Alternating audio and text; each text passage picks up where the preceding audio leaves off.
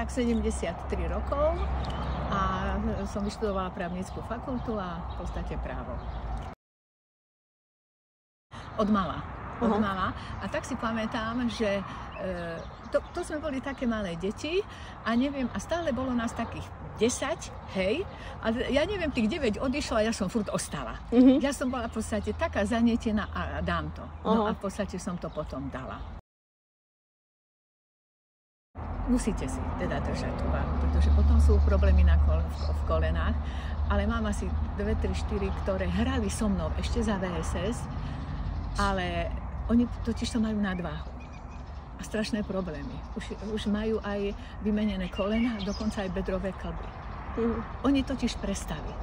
Ale oni v podstate potom nemuseli teda ten basketbal hrať, lebo však je to dosť náročné, musíte mať kondíciu, ale mohli sa potom venovať teda sebe a v podstate športovať, ale iné. Lebo ten basketbal je dosť ťažký, však vidíte problémy s kolenami. Ale neurobili to, nie.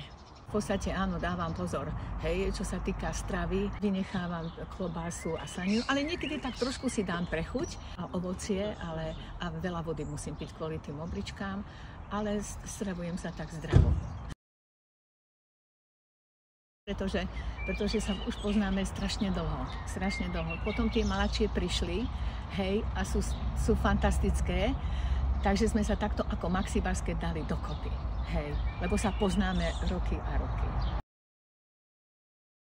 Lebo je sranda, strašne si aj po tej mentálnej, aj takej stránke si veľmi, veľmi pomáhame. A takto sa veľmi veľa nasmejeme. A keď sú nejaké oslavy, tak sme všetky spolu, ale čo je najviac, sa strašne nasmejeme. Sú tam také 2, 3, ktoré povedia niečo len a už sa smejeme. Hej. A všetky sa máme fakt radi, no úžasné sme. Jedine magnézium, potom lacipil naktalak, ale teraz je už v poriadku, ale mám brať. A v podstate čo? Skôr ovocie, zelenina, čo sa týka týchto vitamínov. Celaskon mám, čo tam ešte také mám? Možno ani viacej. No tak tie čaje, toto a takých nejakých nie.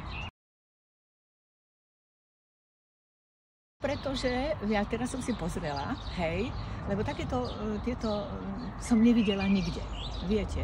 A tým pádom aspoň budeme vedieť, aj všetky to v podstate určite budeme brať a